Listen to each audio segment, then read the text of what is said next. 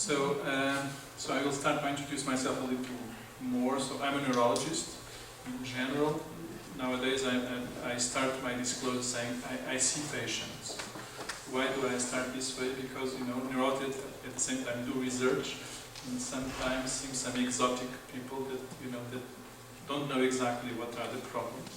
And in truly not being a patient, I don't know exactly how are the problems. It would be unfair from my side to have that perspective, but at least I see patients and I do a lot of clinics, so I try to be close to clinical practice.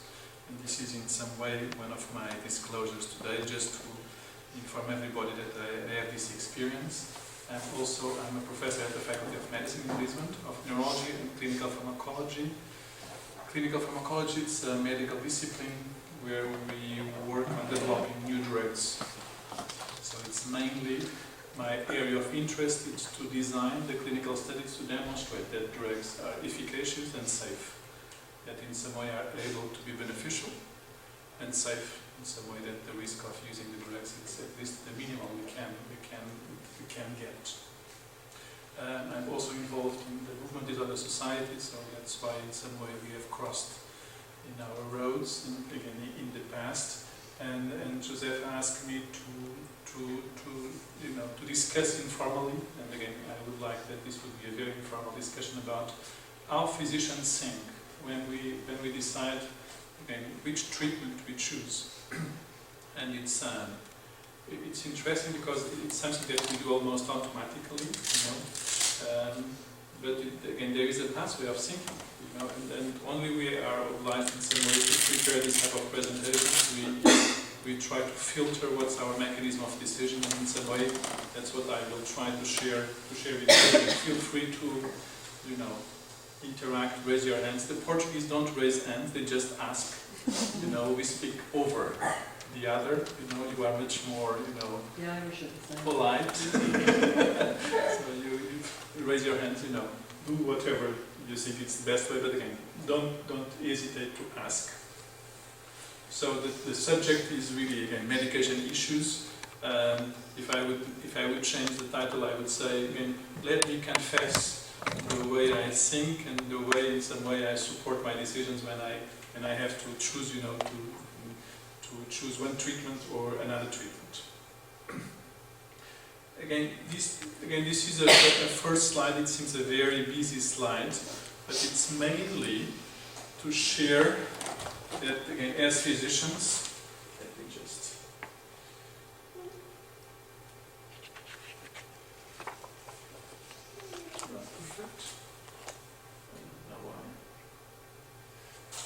as physicians, we are very focused in this part of the table. This is the pharmacological treatments.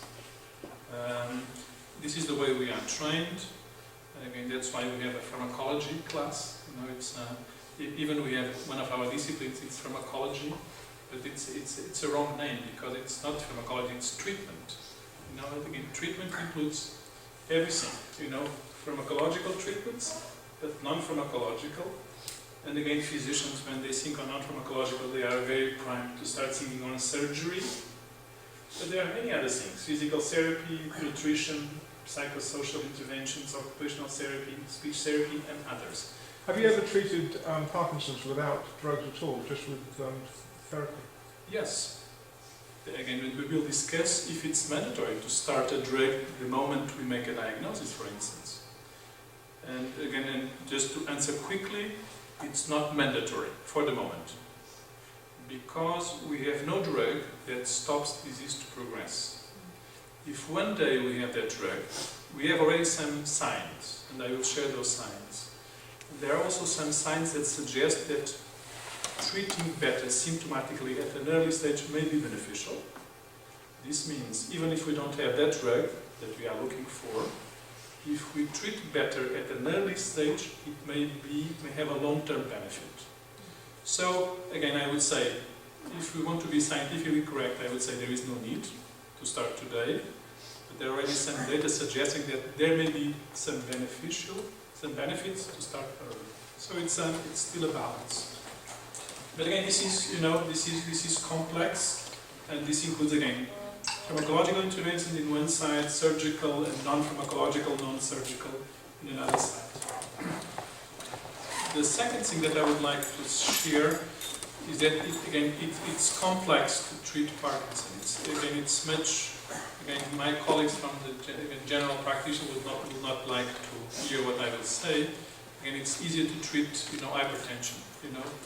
Just to decrease blood pressure, it's much easier. We choose a drug, we measure, and how is the blood pressure, we document things. And Parkinson's disease, it's like if we have many diseases inside. So it's, this is just again a figure that I use just to describe a little bit how disease progresses. It's interesting that the moment where we make a diagnosis, I would say moment 0, it's not the moment where the disease starts, the process. It may start 40 years before, 50 years before. And now we know much more than what we knew 10 years ago. And there are some signs, RBDs, REM sleep behavior disorder, so sleep problems, constipation, depression, hyposmia. We know clearly that there are some clinical problems that may start decades before the onset of the motor signs. Excuse me, what was the last one you said? Hyposmia, smell problems. But in my case, I never had any of those things. Mm-hmm. It's not mandatory. Yeah, I know it's not mandatory. Nothing's It's mandatory. not mandatory. It's mandatory, and it's even risky just to list those problems because, imagine if I have a large audience and I say, that constipation may antedate the onset of Parkinson's disease. There are many people that have constipation and they will never develop Parkinson's disease. So it's but again, it's nowadays what we know. If we combine all those aspects, even with other aspects that we know that may in some way increase the risk, for instance, having a family member also with Parkinson's disease. So this is like, the combination of some factors, in some way we are able today to know that there is a slight increase in risk. A slight increase does not mean that someone 40 years later will develop Parkinson's disease. It's two different things. But again, just to let you know that when we make a diagnosis, unfortunately, we may be late already, 10 years, 20 years, 30 years. The process is it's already running in some way. What is the cause of the disease? And again, we have nothing to do here. And because we have no vaccine, we have no treatment that imagine that, again, someone with Parkinson's disease has a son in their 20s, 30s, and we would like in some way to do its best to decrease the risk of having the disease 30 years later. We have nothing to offer. Again, there are suggestions, we know that exercise may prevent the risk of neurodegenerative diseases. We know that being, mentally active, it's also, good.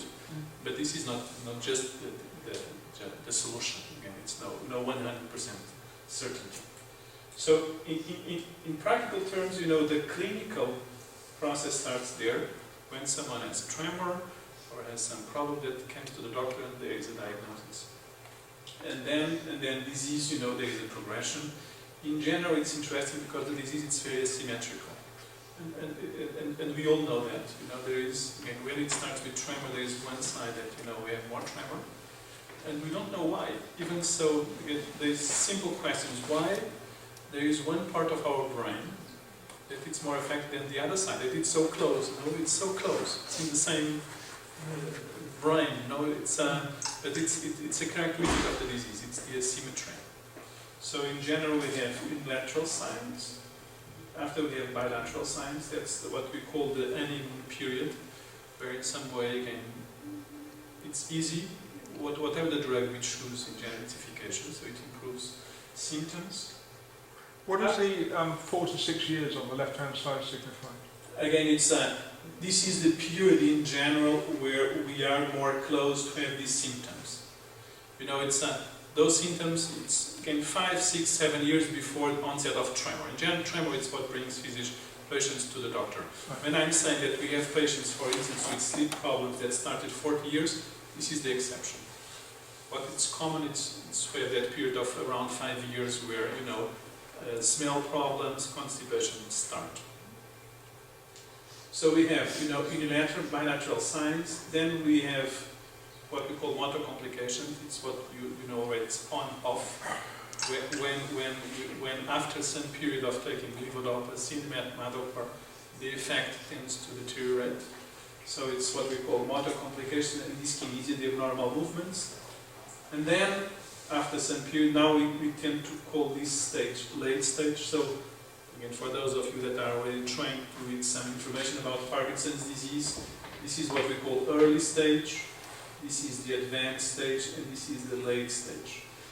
But can you classify those in years or not? In a single patient, it's very difficult. Yeah. Again, for instance, in general, this late stage, it's after 15 years of disease duration. 18 years, 20 years, 25 years. We know that this early stage, it's around 5 years. Yeah. So advanced stage is between 5 and 15, something like that. But again, variability is really large. We can predict in large populations, but in the single patient, it's very difficult. And again, it may be even some facts. Again, sometimes we tend to forget one aspect, that it depends also at the age where the diagnosis is made. If I say that problem starts 15 years after diagnosis, if diagnosis was made on someone that has in their 70s, it's 85. If someone is 40, it's 55. So, and age, it's also a critical factor. And probably, this is, now I'm speculating a little bit with scientific aspects. It's the best drug for Parkinson's could be something that would have an effect on aging. Because we know that people that have Parkinson that with a young onset have a better prognosis because the progression is slower. So problems start always later in time. So age is really a critical factor. Unfortunately, regarding treatment, we have many drugs to treat this early stage. We have many interventions for this advanced stage. We have not so many interventions for the late stage. And in the late stage, what counts probably is not so much the drugs, it's more everything else. It's physiotherapy, it's rehabilitation, it's social support, it's family care. So it's many other factors. Drugs are not as efficacious as in the early stage. So how physicians think? How do we decide which drug to choose? Which drug, imagine that in some cases it happened to you. You came to the doctor, there was a diagnosis that was made, and then you start treatment. What's behind? What's the logic? What's the basis for physicians to make a decision? And one big aspect is the drugs that we have approved for a specific indication. We have drugs approved to be used at an early stage, in monotherapy, as a single drug. We have drugs that are approved just to be used with levodopa, with cinemadopa.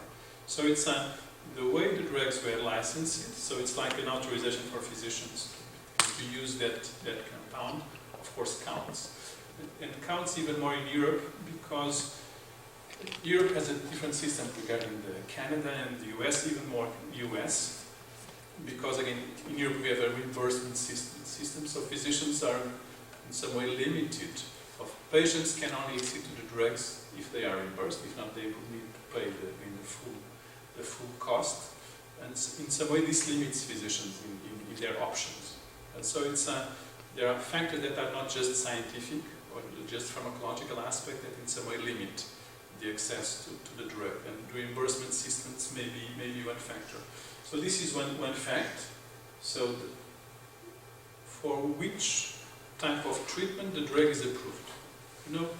Early stage, advanced stage, motor complications, as a single drug, adjuvant to other drugs, and again this is explicit. In English it's the summary of product characteristics, and you can accede to those pieces of paper, if you have interest to read that type of information. The other type of information that supports decision is what we call what's the best scientific data that supports the use of the drug. Sometimes many times we use drugs that are out of the licensing. Why? Because, you know, the licensing, it's like a filter from, you know, from the health minister, from the drugs agencies, but there are many diseases for which there is no indication approved for any drug. So physicians tend to use drugs out from the licensing based on what's the best scientific data available. In PD it also happens, so it's, we are again every day. It's a fact. So there are guidelines from the scientific societies, you know, many type of information studies that support that type of use. And also another fact that it's important is again to treat what? It's just to improve tremor, it's to improve Parkinsonism, it's to prevent falls, it's to improve memory. For which purpose? So what's behind? What's the logic when we choose those drugs? What has been the history of the development of new drugs for Parkinson's disease? This has been really a rich area, and I tend to say that again, having a frequent disease, it's good in the sense of the investment from, you know, pharmaceutical companies, universities. It's much larger, you know. It's much more difficult to have new drugs for rare diseases. So it's not because, you know, academic people don't want to develop drugs for, you know, for rare diseases if they are really troublesome. It's because clearly the potential gain that can come from the development of a drug interferes in everything. It may be sad, but it's a fact. So Parkinson's disease, like other non-rare diseases, have been the focus of many research. You know, every day there are, you know, scientific papers out suggesting new potential mechanisms, suggesting that new compounds may be, you know, efficacious for the treatment of the disease. And you know, this, what you see there, just justifies what I'm saying. You know, first drugs, again, were available in the 50s, and what this means is that at regular intervals, 2 to 3 years, we have always a new drug. But it was good. So it means that, you know, there was a large investment, and, you know, the research community was able to increase the portfolio of treatments available. Do you think it's in the drug company's interest to develop a cure, or just keep developing treatments for us? Because I seem to think, it's probably a very cynical view, but, Yeah. you know, are they really looking for a cure or just improve our symptoms? There are many decisions, not just by everybody, you know, not just by people that work in the pharmaceutical companies, you know, universities, that may not be in the first line in favor of patients. I would be lying if I would say that. Why? Because people are humans, you know, they have their careers, you know, people want to have their curriculum, so sometimes probably there are studies that were performed, you know, to justify a specific interest. Regarding your question, I'm truly convinced that, you know, everybody is clearly looking for a cure. Even for the probably the non-novel reason. If there is a lab that finds something that really works, it will be a blockbuster. It will be such a success that again the gains will be so large that it will be amazing. So I'm involved in the advisory board of many companies. So in some way I'm contributing to design this type of studies. So I have some inside knowledge. So I'm truly convinced that it's in the interest of everybody, including the pharmaceutical industry, to find something that really works. The question is really hard. How far are you from really finding something that really works? Again, in Parkinson's disease, truly, I can tell you it will not be in the next 2 years, it will not be in the next 3 years, it will probably not be in the next 5 years. That's again the time frame that in some way I can anticipate. Because I know what's running, so I know what type of results in some way we will anticipate for the next 5 years. You know, you've got levodopa in 1961 there.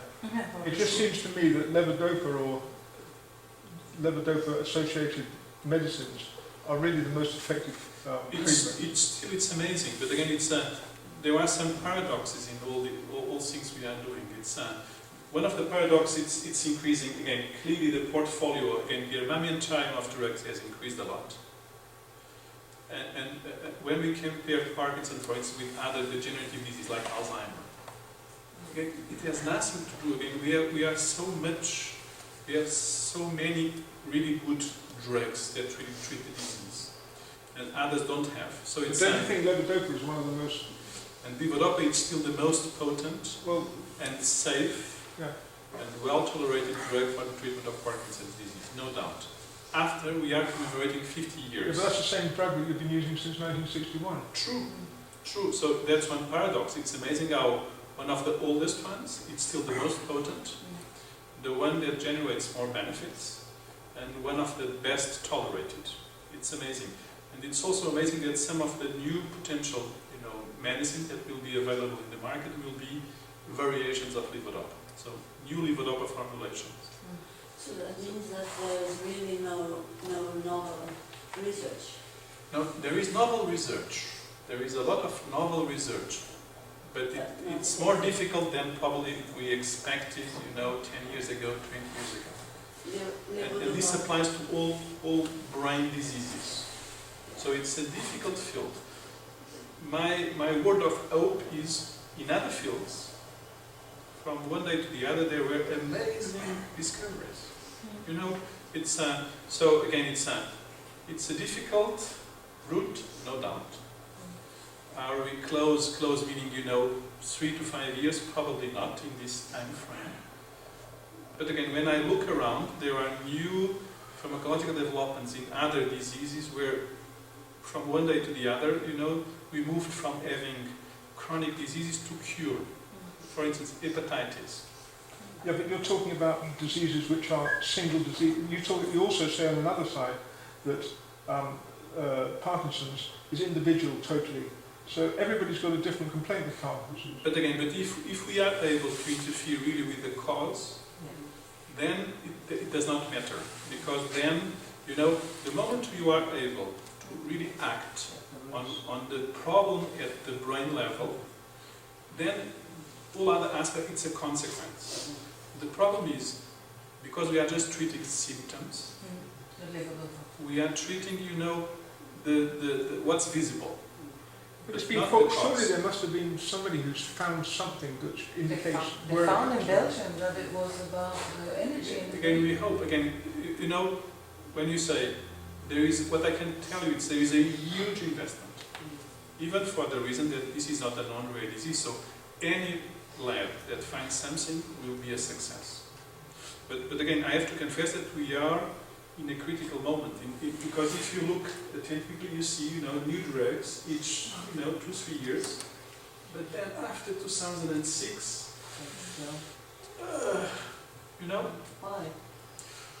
why again there are many. Again, it's a difficult answer, but it's a fact. Again, in the last years, the number of new drugs really that reached the market in the pharmacies has increased. For instance, this one, rivastigmine, it's excellent. It's for cognitive decline associated with Parkinson's disease. This is a drug that was developed for Alzheimer's disease.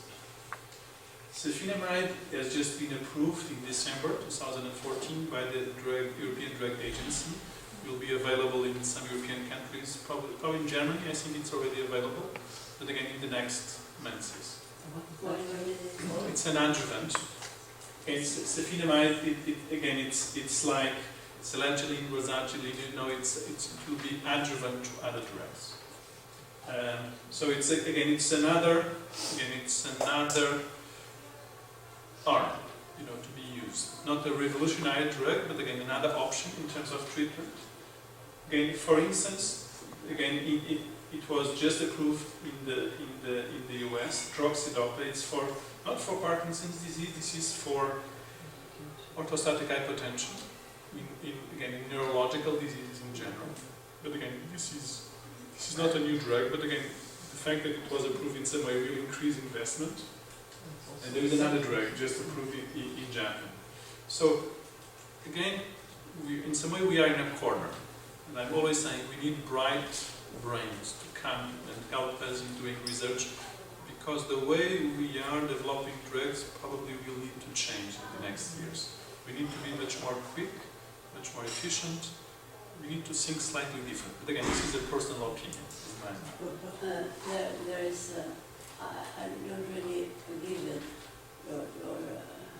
your way of judging this, because if you ask the drug companies what they are putting their money into, it's either very common population rates, very common diseases like cardiovascular or cancer, or it is rare diseases. But rare diseases, the only reason why they put money into rare diseases is that they claim that they get to be the only company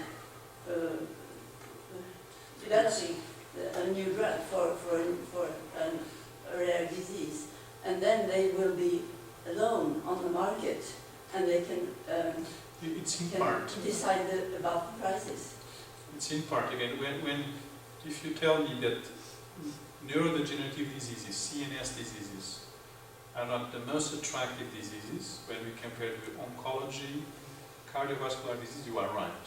You know, it's stroke. It's much more frequent than Parkinson's disease. Cardiac infarction, it's much more frequent than Parkinson's disease. It's true. Why companies move to rare diseases? It's because they are failing. So there are so many trials that are negative. So they were huge investments that at a late stage failed. And the pharmaceutical industry is also in a crisis. They are fusing, they are moving to the South Hemisphere. So the buildings, huge buildings with many people just closed. So it's and I'm sharing this with you because we need help to change the scenario. So why they are moving to rare disease? Because it's they think it will be less expensive to develop a drug. They have a hope that if they find something that works in a rare disease, it may work in other frequent diseases. And in some way, governments are facilitating the way to develop, drugs for rare disease. It's called orphan indication. So it's less expensive and the risk is lower. But their hope is that then they can move to frequent diseases.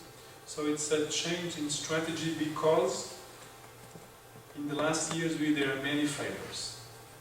So it was not an option. In some way, it's a change in strategy, but it's not good in the sense of it's like a second option, not the first option. So I was being very non-Irish there, put my hand up. So that people can hear me because I'm actually off at the moment. First of all, thanks for what you're saying there, and it's great to hear you saying you need us kind of to give you some support in that. And I think that's where some of the really good support will be with people with Parkinson's. But we've actually got to take ownership of the disease ourselves and actually really look at it and see how the drugs are working and report back then and tell you guys what works and what doesn't work. So I think in a lot of cases we don't really know what our symptoms are. We don't know what our symptoms, and we don't know what our symptoms from the actual drugs themselves. And I also think that with the pharmaceutical companies, I think with the likes of the Michael J. Fox Foundation and Cure Parkinson's Trust in the UK, we've got a lot of support there because there are people with Parkinson's obviously really at the forefront of those organisations. So that's really helpful. It keeps us in inverted commas honest. But I also do think in terms of the new drugs that are coming out, and that it's really important that we also look at what's going on with us. So for example, we're given drugs and when they don't work, then we're maybe given an apomorphine injection, and then they don't work and we're after DVS. And so I keep saying, why don't we go inside and start looking at the stomach and the gut? And why don't we start looking at vitamins and minerals? And why don't we start looking at our emotional well-being? Because if we find drugs, or even if we get stem cells and we pop them into our brain, where we haven't actually sorted out what's going on inside, because I think that's a huge part of Parkinson's. I think there's a lot of people with cholesterol problems, high blood pressure, low blood pressure, thyroid problems, and they're all kind of linked into inverted commas Parkinson's. So what you said there was there's a number of diseases going on with Parkinson's, and I would agree with that. I think we've got a number of things that kind of going on that sometimes are overlooked. And what do you think of that? And that there may be ways of actually supporting people if they start actually really looking at what's going on.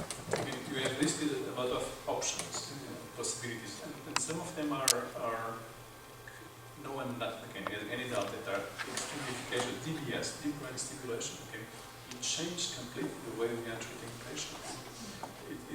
It even changed the type of clinical signs, because patients that have been operated present differently from patients that were not operated. So it's so even physicians, we were obliged in some way to deal in a different way to these new scenarios. But again, for instance, staminal cells, stem cells. It's again, it's very interesting. It's promising, very difficult, and again, and we have results in two directions. Very positive results, saying this may be a way, and then, for instance, when we look to the cells of the patient that were transplanted, and we have understood that even the cells from the fetus that were transplanted were ill after some years. So it's this is difficult. So, but let me just comment on the stem cells, because if you look at the research that has been done for the last 10 years on stem cells, they have developed stem cells that can turn into cardiac cells, but not the cells that can turn into brain cells. It's my point again. I don't want to enter in the extreme detail because I would not even be prepared to comment. But the question is, there are many things running, still many obstacles.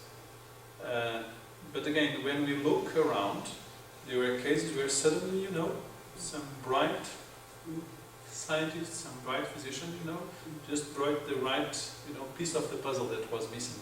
And so I'm trying to be realistic, but again, looking around, we have all, again, and I have looked and I'm following cases where suddenly, in 1 or 2 years, there were major achievements. We have a lot of cases of cystic fibrosis in Ireland, quite a high rate. And this drug came on last year, I think, which has made huge advances in people. I mean, they were handed a death sentence. Cystic fibrosis, it's a good example in all senses. Yes. Even regarding the way the families and the community supported research. Yeah. There are many excellent, and it's no examples. wonder, and the same now with the Ebola I was reading recently, where they think this drug, they stopped trying it because the results were so good with the people in Africa. They decided just to go ahead with it. So you don't know what's around the corner while you're thinking of something in the next 5 years. That's not to say somebody won't come up tomorrow and say, do you know what, this drug can actually... So that's why I want to tell you the truth, and the truth is, it's looking like that. it will not be tomorrow. How long in that is sense. it since they started working in the brain? I mean, they used to never work on people's brains in the sense of knowing what was happening in the brain, in that area. Like, they didn't really know. It's only in the last, 25, 30 years, more or less. This is incremental. Yes. This is the question: do we know everything? Are we? Yeah. The question again, just by knowing, last week there was a new paper suggesting that probably a new enzyme could be involved. The fact that there is a new enzyme suggested to be involved, it opens a spectrum of new drugs that would be used to treat the disease. So it's So we don't know, because gene therapy in itself has only come in the last... gene therapy. It's just one option. But I would not even say. If you ask me what would be probably if I would need to put my money, I think we will treat the disease with cocktails. Yes. And for instance, when we look to infectious disease, AIDS, for instance, AIDS is treated with 4 or 5 combined drugs. And we are still thinking PD just on a single intervention, a single drug. In practical, patients are taking many drugs. But again, when we conduct a trial, we compare one drug with placebo, with one drug with another drug. So we are still thinking in a very single intervention. Instead of multiple. So if you ask me what would be my expectation is we will move from a single interventions to a combination of interventions, because the disease is so complex that probably need to touch several targets. But again, it's a personal opinion. This is a nice slide just to share. This is a very busy slide just to share that the way we are treating the disease in different European countries is different. The French use some drugs, for instance, there, you know, they use some anticholinergics still in a very frequent use, not other countries, so it's we are still very heterogeneous in the way we are treating patients. So it's different neurological schools. People are taught in a different way. Sometimes it's related with country of origin of some of the compounds, where people are more primed to That prescribe. doesn't make sense. True. This is like an alert saying, or we are all right, or there are some countries where we have a pattern that may be probably improved. And do you share information between all those countries every year? Again, this is a paper, so this is public, and it's. I'm not even saying that it's wrong in one country or better in another country. What I'm saying it's the strategies, even the availability of the drugs, it's not exactly the same. But So given it's, that they're all different, is any country doing any better than others at the competition? I cannot tell about what are the better ones. I can find some alert signs. And which ones would you? For instance, anticholinergics in France, it's an alert sign, because nowadays we tend to be very cautious with anticholinergics in aged people, because there is a risk of aggravation of cognitive problems, induction of psychosis. So I would say, again, there is a logic, there is a tradition, and sometimes some of those patients don't have even Parkinson, they have other forms of tremor. So we can identify problems. So it's a way we can generate alerts, again, to teach physicians. We should be more cautious on saying those are the best ones and the other ones are not so good. And then also the Nordic countries don't use an MDA antagonist at all. Yeah. Sweden, Norway and Denmark. True. There Which are is cultural probably difference. again, there is a neurological school, you know, there are key opinion leaders that in some way are influencing, you know, prescription. Again, it's not better or worse, it's just different. It's a different strategy. Yeah. Wouldn't it be very different now because they know the cause? They don't know This the morning, cause. in the beginning of this year, they said they know the cause. It's because there is not enough energy going to the brain. Well, that's one theory. It's one theory. That's a Belgian theory. There we go again with where it comes from. But again, for instance, UK, levodopa. So UK traditionally is a country where levodopa was much more frequently prescribed as first option. In Sweden as well, I would say. I spent some time in France. France was very prone, you know, high dose of dopamine agonists for long periods. So it's we can use argues favoring. So how long do you think levodopa is effective to take before it becomes immune? I'm personally studying the effect of levodopa in very late stage patients, meaning with more than 20 years of disease duration. It still works. I've taken it since 1999 and it's still effective on me.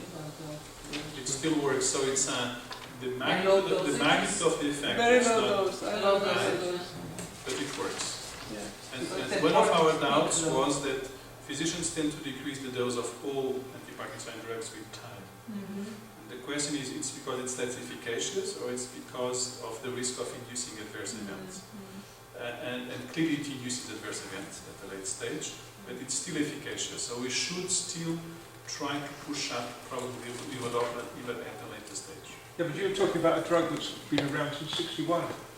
Well, so True, but again, what I'm referring to the patients themselves. Yeah, but the point about what I'm saying to you is that surely they should have found another breakthrough since '61. It's crazy. I agree with your point of view, but this is what we have.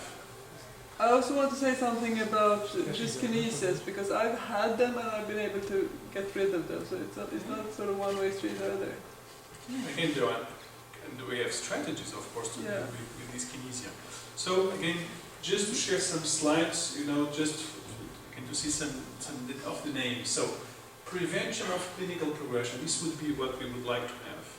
You know, a drug that in some way would slow down disease progression, or stop, or even cure. Like when we use an antibiotic, you know, it would be great. We give a drug for 10 days, and someone is cured. Unfortunately, we don't have. And what you see there, it's insufficient evidence. This means that those that have reviewed all the data available conclude that there was no single drug for which we could, attest that effect. You see their name, Adagio. Adagio trial, it's the name of a drug with rivastigmine, with Azilect. Do you think Azilect is a drug that works or not? It's a drug that improves the symptoms of the disease.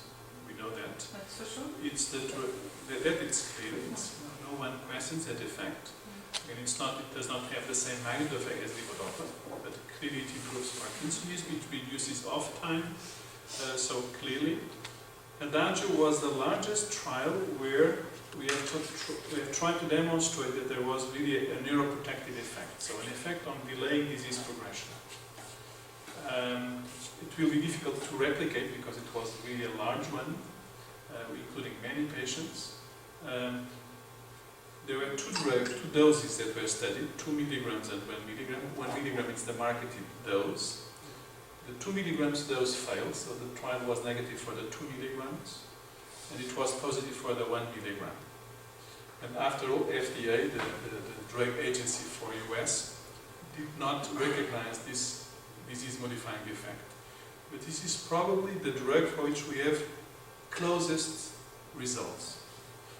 So in general, what I tend to, to tell my patients is, I think patients should know that even if we don't have any drug that clearly demonstrates that effect, the one for which we have, highest doubts is Azilect. It's rivastigmine. What did Food and Drug Administration say about it? The Food and Drug Administration says that this inconsistency between the 1 milligram and the 2 milligram did not allow them to give the stamp of neuroprotection. So they felt that there were still some doubts in the results that did not support, giving that labeling. Yeah. But what's your opinion? My opinion is that again, probably they are right. The results are not as clean as we would like to have. But because we have no better alternative, I think patients should be aware that if there is a drug for which that effect is true, this is the one for which we have better data. So you do prescribe that to your patients? For all patients where I feel that, investing as much as I can in delaying disease progression makes sense, I tend to inform and I tend to prescribe, yes. And the study, was it the patients, were they worldwide or European patients or? European and US, so it was an worldwide study. Worldwide study. What's the problem? The problem is it was a study conducted at a very early stage. Right. And the maximum duration of the study was 18 months. Okay. So we need to extrapolate results from 18 months to what follows. But again, we have no alternative. The alternative would be to conduct trials for 5 years, 10 years, 15 years. So it will be always this way. This is like a method. We need to conduct a study to learn as much as we can. So this is just to let you know that this is the best study for which we have data that in some way may suggest, some delaying effect in terms of disease progression. But again, still, this scientific community is not consensual in the interpretation of the results. I understand, though, that drug has some sometimes significant side effects, like people becoming paranoid or becoming promiscuous or gambling. That's why I was roperidol. In general, it's not again. So all anti-Parkinsonian drugs may induce those effects. Okay. So all anti-Parkinsonian drugs may aggravate somnolence, may induce psychosis or hallucinations, may induce some compulsive behaviors. For instance, regarding compulsive behavior, it's more the dopamine agonists. So not in general, not prazogerine. It's more roperidol, pramipexole, so Reiki, lirapexone, so other pharmacological class. But again, the risk in some way it's not zero for all. Probably again the most well tolerated it's levodopa again. And clearly for those behaviors like psychosis, hallucination, pathologic gambling, dopamine agonists are slightly higher the risk than for the drug that we are mentioning. But there are no complete safe drugs in general. This is always a balance. And for anything, I mean. For anything. Yeah. Aspirin, Absolutely, yeah. it's, The fact that Europe and America have been in recession for the last good number of years, have you found that has had a bearing on your funding in general? Did you find a difference in that period compared to prior to it? regarding the US, it's difficult for me to comment, but regarding Europe, I can tell that at least in two areas, the world of the pharmaceutical industry changed in these last 5 years, yes. So we have the number of trials has increased, so this means less drugs being investigated. There are less big companies because they are fused. We have more startup companies, so very small companies that are developing concepts, ideas, but they don't have the capability to develop the full drug. So they have an idea, they do some exploratory studies, they want others to be motivated and interested in the concept, and then they need to sell. So crisis changed the scenario at the level of the industry, yes. Also at the level of the academia, of the university. With some exceptions, probably I would say Germany. I would say that at least in South European countries there are less. So when I'm saying Germany, Norway, Nordic countries in some way I also spared. Probably UK also, but again, France, Italy, Spain, Portugal, clearly the scenario, it's a huge crisis. Not just in terms of, grants for research, but also on many people leaving. Young people that were doing research just left. US to Germany to Australia so there was a big change. Will this have consequences in terms of the investment? I cannot tell, but things change, yes. So just if you look at drug companies in comparison to other companies, they have no change, no differences in seasons, for example. There's always a need. The need is steadily increasing. What else? But their gains also. So the gain they had. What was the rich, business? It's not as rich as it was in the past. Now the market of generics, for instance, changed completely the gains of industry. They have less drugs that reach the pharmacies, the market. So it's and we need to have a rich industry. Without industry, there is no really research in drug development. Universities have no capability to develop drugs. Academia have no capability. So 99% of the new drugs came from the industry. So it's so we depend on the industry. we completely depend on the industry. So it's so expensive to develop a drug. It's millions of dollars, billions. It's and time. We take around 12 to 15 years from having a molecule, having a drug available in the market. So it's a huge investment, please.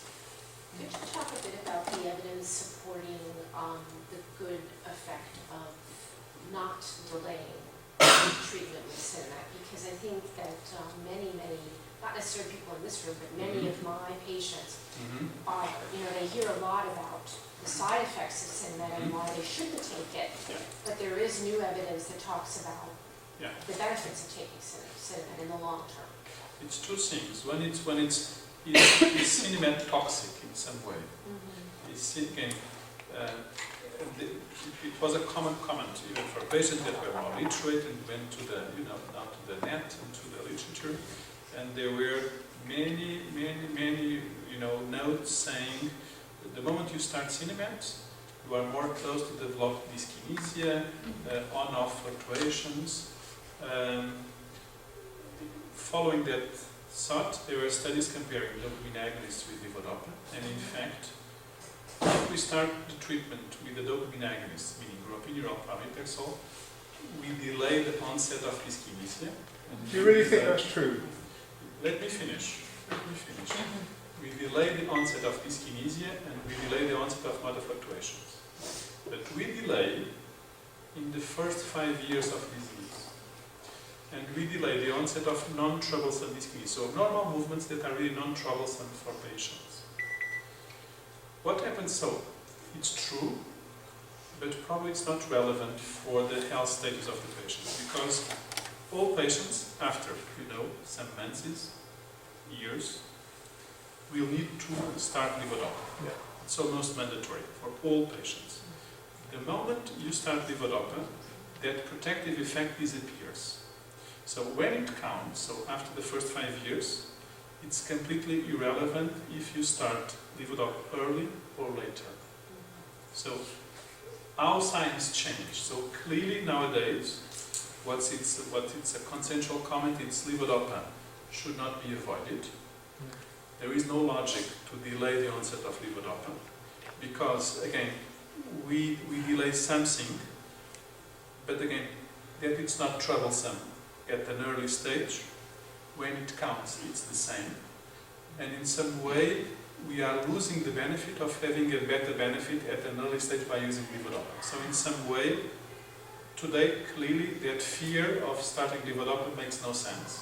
I was told by that they start levodopa only with older patients, because I went through this dopamine agonist thing for 2 years and it ruined my life But completely. it's not a problem. I'm not saying that it's. What I'm saying is, it's not wrong. Yeah. It's not wrong to start levodopa early. Yeah. And I would say 15 years ago, 20 years ago, it was common saying that clearly we should start as later as possible. Sure. Nowadays, this is not a true statement. What we have learned was that those counts. So we should use levodopa. So there is no problem to use levodopa early. We should not delay if needed, but we should be cautious with dose. And now we have a cutoff. So we know that if we use, high doses at an early stage, then probably we may induce dyskinesia at an earlier stage. So those counts. So current recommendations is no problem to use levodopa. Use if needed. It makes no sense that someone is not active just because to spare the use of levodopa. But then try to use the lowest possible dose. So what is the lowest dose that you recommend and what is the highest dose that is? How long is a piece of It's string? the lowest that induces the benefit that you need. Yeah. If you ask me a number, and numbers are important, I would say in the early stages of the disease, 40 milligrams of levodopa. We know that, 40 milligrams, it's 4 pills of CNS, 25, 100. So we know that if we go higher than 400 milligrams at an early stage, we may induce abnormal movements earlier. Do you mean per dose or per day? Per day. 400. So 400 milligrams. So I can Is say that that low dose? I'm now in my 32nd year of Parkinson's disease. I take 125 milligrams of levodopa per day only, together with my other things. So there are no numbers in Parkinson's disease. That's why I'm being cautious I know. on giving numbers, because again, it's always a question of what I want is I want my patients to be autonomous, independent, active, not having the adverse events of drugs. And what you're saying is absolutely correct, and I think what's really important is it's the patient's choice as to what quality of life they actually want. And do I want my quality of life now or do I want it in 5 years' time? Well, I chose to have it now when I started 12 years ago. That's why we are sharing. On a small dose. And that's what's really important. That dialogue is so important, exactly what you're talking about. It's great. And the other thing, it's this is more on the scientific side. It's there is also data suggesting that the better we treat at an early stage may be beneficial at the long term. So this is not because I'm using Azilect or Reiki or Cinemac. Again, not conclusive data, but we have already some data that allows us in some way to share. So probably, so again, being a little more ambitious at an early stage may be beneficial, in the middle term, long term. And there is data suggesting. And also it will enable you to keep exercising, which is really crucial. And the other thing too is people not taking it when their symptoms are bad and enduring the symptoms of Parkinson's. Nobody knows how long they're going to live. So you can think, well, I'll put that off for 3 or 4 years and I really, really need it. But you can be run over by a car tomorrow while you struggle to get across the road. That's You run over by a car whether you've got Parkinson or not. Yeah, but you're still getting across the road with your Parkinson's that you're more likely to be run over by a car. So speak and get across the street. And if it turns out you get a bit of dyskinesia in 3 years, then get something else. Let's start the movement. Exactly.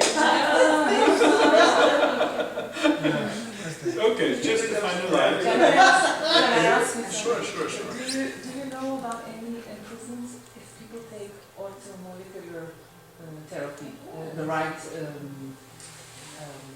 vitamins and minerals?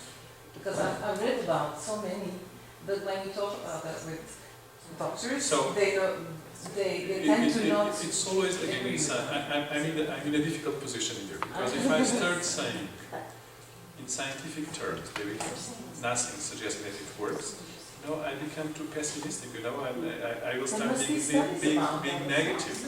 But again, there are studies, I will let you know there are studies about creatine, negative, CoQ10, negative, so, and others.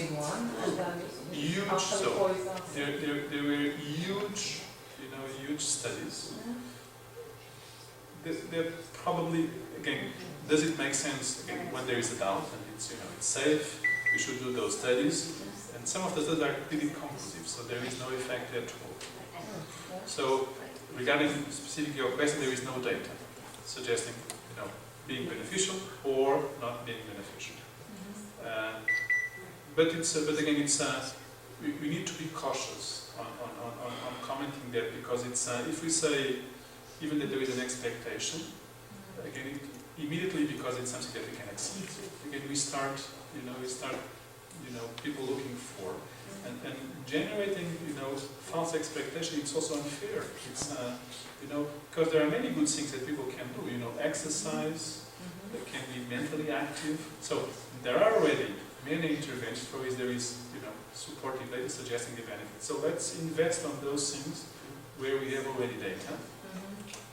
Let's start a movement on people, to have the correct diagnosis, to not being treated with the wrong strategies, because there are wrong strategies and bad strategies. So there are many. Let's improve the standard of healthcare in Parkinson's disease. So I think there are so many good things that we can do. It can help maybe. Yeah. So regarding your specific question, there is really no data suggesting any benefits. So you wouldn't I advise anything? would not. Because Specifically. it's not Again, supported. if people are really convinced, I respect that. That expectation proceeds. It's good. But I would say that there is no data, suggesting it. So it's a personal decision. If I think that it does not generate, it does not hurt, I don't expect adverse events. I need to alert that even things that people call natural products have many interactions with drugs. So it's even the natural world, it's not as safe as the word natural may mean. So and Parkinson is very sensitive to drug interactions. There are many things that aggravate tremor. There are many things that aggravate Parkinsonism. So we need to be cautious. So people are already obliged to take so many drugs. Why take drugs for which we have no data suggesting an effect? So it's a question of common sense. The thing is, medicine, is a science. You're a scientist, really, at the end of the day, as such. I'm an artisan. Yeah, but that's the thing about medicine or anything. They're science, and they can only work on data and prove things. So, It's not data. It's not just that. We should. What I tell my students, they should be able to explicit why they take decisions, and sometimes we make decisions and suggest things without data. Rare disease, it's a good example. If we would just use, therapeutic intervention for which we have data, in rare diseases we would say, I have nothing to treat. What first is not true, because we have many other options that we can try, and it would not be also, a good strategy, because we need to. There is always something to do. There is always something we can do. So it's. So I'm not just I hope that I'm not just a scientist. I'm something more. Well, yeah. What I'm saying is, for medications and things to be brought to the market, You have to have all scientific. For developing those interventions, Yeah. clearly, Yeah. I need It has to to be a be- method and be systematic and That's disciplined. But until they find a cure for this, it's really a matter of hit and miss, really, isn't it? No, it's not Tony. I don't That- agree with that's- that. that- I that's think we are bullshit. closer than we were, It's much closer. But again, it's difficult. It's you know, if there is an entity above us, it makes our life difficult in the sense that it could be easier to find something that really would work. Difficulty was one thing, misery is another, Tony, right? Exactly. Okay, so probably I will stop now. Then we have.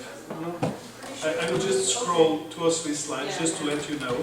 You know, when we discuss drugs that work on Parkinsonism, and again we were discussing scales yesterday at the table. Parkinsonism, it's clinical signs related with Parkinson, tremor, bradykinesia, slowness, all those things. And you can see that almost all drugs are efficacious. Someone asked about rosargilin, rosargilin, selaginine, raltegravir, neopron, dopamine agonists. Almost all drugs that we use to treat Parkinson's disease improve some signs of the disease. So it's some of them are more potent. Levodopa is clearly the most potent. But again, just to list, so prevention of motor complications. You have asked if using dopamine agonists early would be beneficial. The answer is yes. But again, the question is, what's the relevancy of delaying the onset of non-troublesome dyskinesia up to 5 years? So the first 5 years are the easy ones. It's all drugs works, all physicians are great. It's easier. So we should do the right things at that early stage to avoid complications later. But again, my interest with my patients are okay 10 years later, 15, if there is no tsunami. No cartilage. They're still alive, they made it across the road. Wearing off, just to explain what's wearing off. Wearing off is the end of the effect after the intake of cinnamon of malopar. We take a pill at 8 a.m., 9 a.m., it's 11:30, and we have the perception of end of effect. So wearing off. For the English natives, it's more easy to understand what means wearing off. For the non-English, we need to be more detailed in explaining the wording because it's really a universal word now. Severe motor fluctuation, it's the on-off fluctuation. It's being off, being on. When we are off, it's not good. When we are on, if we have abnormal movements, very troublesome, it's not good. Those are the patients that are candidates for surgery. So deep brain stimulation.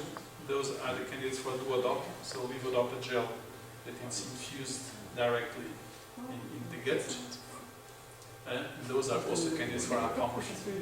We may discuss that another day. So it's more invasive treatment. It's not as easy. It's not just to have a pill, to take a pill. But clearly, there are 3 very efficacious interventions, and for the good candidates, they really work. So it's just a question of knowing exactly, and also a question of availability. Unfortunately, not everybody in all countries have this type of interventions available. We have been scared that they told us levodopa won't work after 4, 5, maybe 10 years, and then it stops, you can forget It's it, not true. there's nothing else. It's not true. Is there anything else that has a similar effect that is still good? No, again, levodopa still has an effect after 20 years, 30 Yes, years you of have more disease. side effects than that are We may have difficult more to side work effects, but again, with. it's related not because levodopa is less efficacious, it's because disease progresses. And people are older. Yes, but is When there people something are else older. that can help after the 10 years? No. So No, you're there's scared small- for the reason. small- smaller doses. Smaller, like a maybe, Smaller 5 or doses. 6 years. It's so it's a truth. That's what So it's I really will show important you. to It's know. just to share. Well, you want a quality of life at the end of the day. What use is now if you can't go anywhere? Dyskinesia, those abnormal movements that Sarah was mentioning, surgery, DVS works. And there are drugs that works. Amantadine, it's Parkadine. It's the single drug for which we have best data suggesting an effect on dyskinesia. And also clozapine, it's Leponex. also has some effect on those abnormal movements. Are any of those recent drugs, or are they all very old as well? No, they are very old drugs. Very old. Very old drugs. Very old drugs. And the Those- CBS, you have to be very healthy to have that done for you, no? No. Or In general, there is an age limit, so you need to have a good health global status. There is in general a limit of 70, 71, 72 years old. Again, it's not a completely, strong cut-off, but it's their age, it's a risk for surgery, so it needs to be considered. Clozapine, it's a very efficacious drug, also to treat psychosis, so hallucinations. The problem, you need to perform a blood count each week, because there is a risk of decrease in the white cells. And then we have the treatment of cognitive, but we will discuss no more the symptoms the other day. That's not well there. So this is my expectation, so this is the way I see the treatment of the disease. We end up using almost all drugs. It depends on the moment, and we combine. So it's so in practice we use common strategies, cocktails, if I can use this expression, more than just single drugs. So the question is to find the right balance. And the tendency in some way is to use low doses of many drugs to avoid adverse events.